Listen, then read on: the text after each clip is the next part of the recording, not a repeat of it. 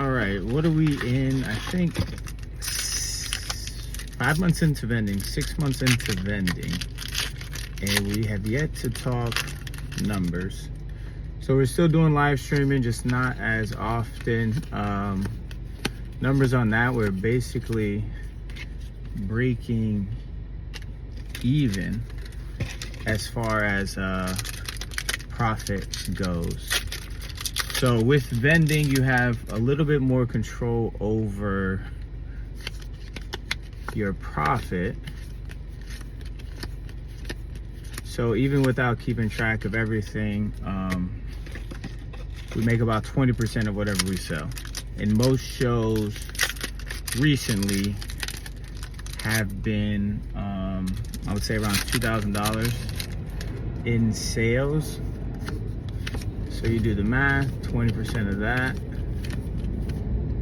is where we would be at. But then we like to do things like this to make those profit margins even worse. But it's for the love of the game. For the love of the game. So the very first show we did, I probably went to it with like $1,000 in inventory. And if you don't have this, we're getting cooked.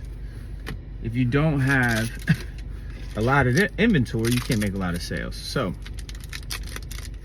what I've learned, this last show we just did, or I just did about 4,500 in sales in one day, which is pretty decent for a one-man band for now, until we figure out how to source allocation at a reasonable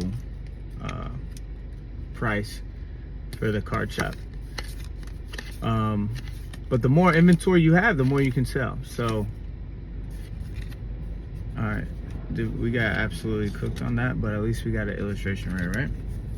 The more inventory you have, the better off you're going to be. So get as much inventory as possible of stuff that actually moves and use that.